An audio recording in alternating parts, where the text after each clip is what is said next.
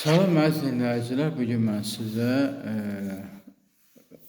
Uçan Boşqab rubrikasından çıxış edəcəm və Uçan Boşqabların rubrikasında növbəti mövzumuz bizim insanların yad planetlərlə kontaktı mövzusudur. Belə bir mövzuya çıxış edəcəm və bu mövzuya çıxış etməzdən qabaq onu demək istəyirəm ki, mənim dinləyicilərimdən general ləqəbli bir nəfər məndən xahiş elədi ki, yer planetində neçə sivilizasiya olub və bu sivilizasiyalar haqqında məlumat verə bilərsənmi?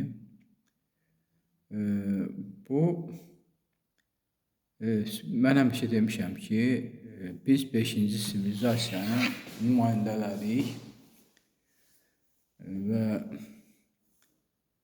məndən xahiş edir ki, bəs əvvəlki sivilizasiyalar necə olub?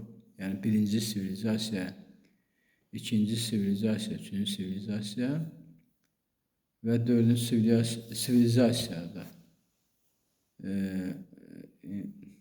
haqqında məlumat istəyir. Bu haqda söhbət etmək istəyirəm və bu general ləqəbli dinləyicimi xahişi nəzərə alaq. Birinci, bu yer planetinin sivilizasiyalarından danışacağım. Ondan sonra yad planetlərlə insanların kontaktına söhbət gedəcək.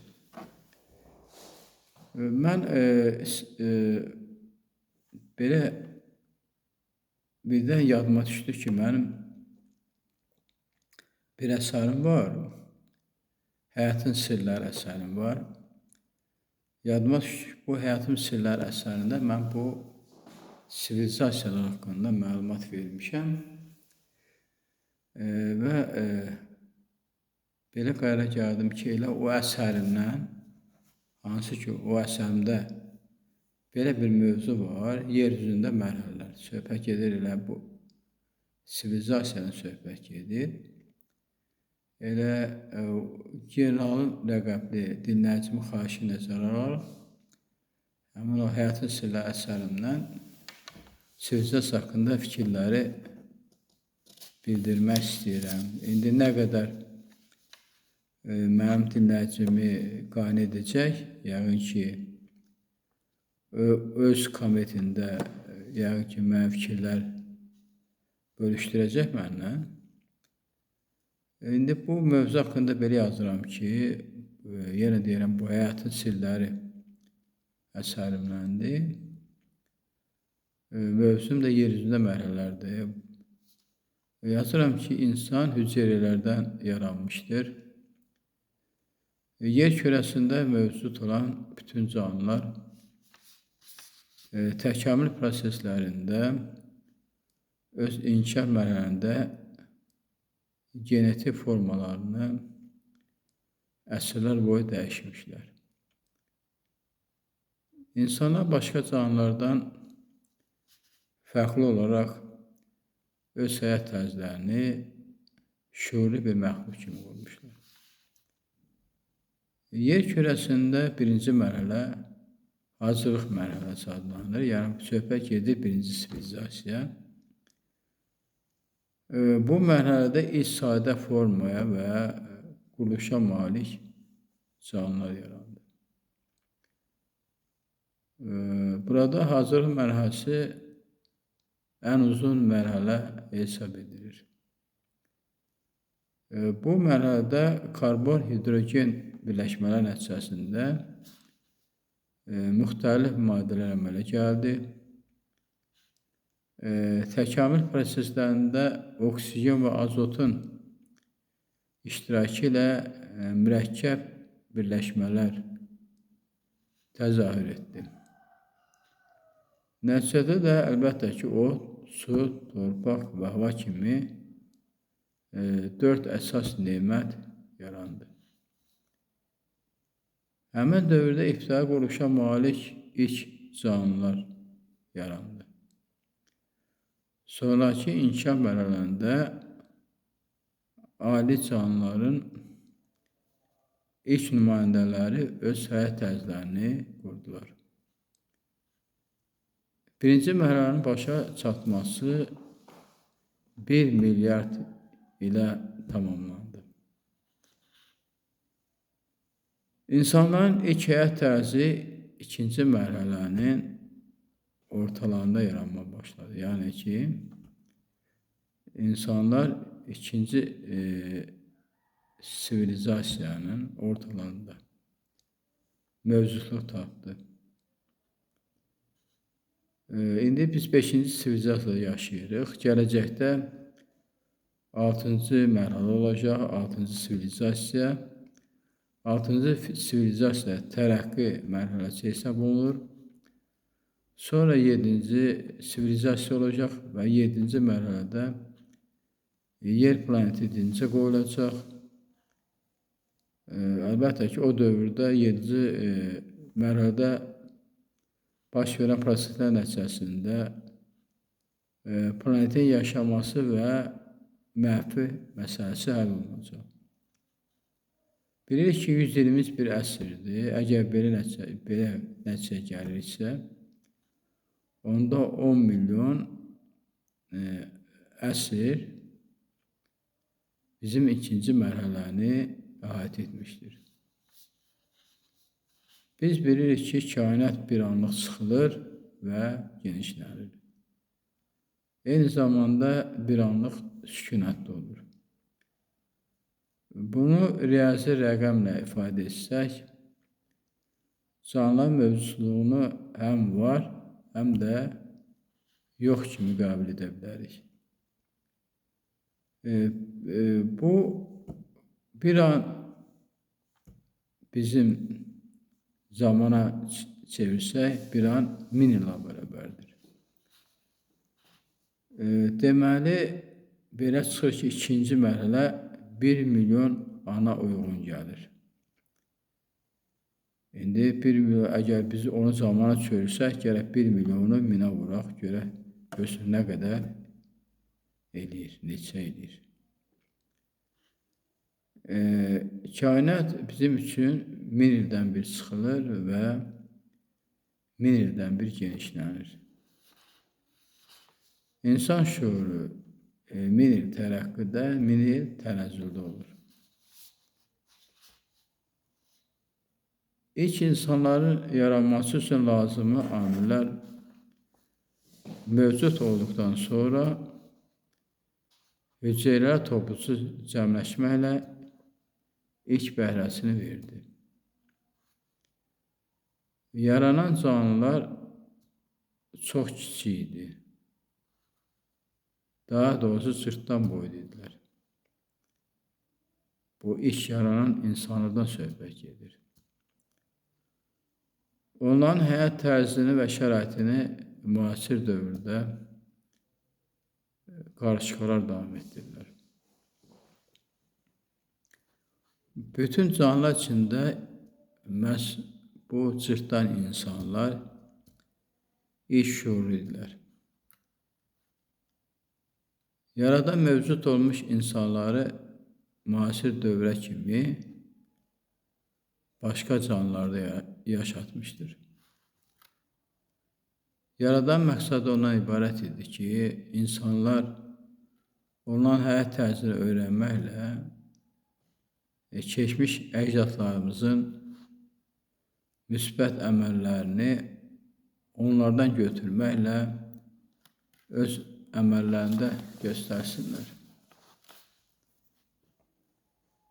Məhz cırtdan insanların qida məhsulları bitkilərin kökü və meyvəsi idi. İnsanlar belə fikir söylərlər ki, onların sağ və sol çiyinlərində oturan iki məlikə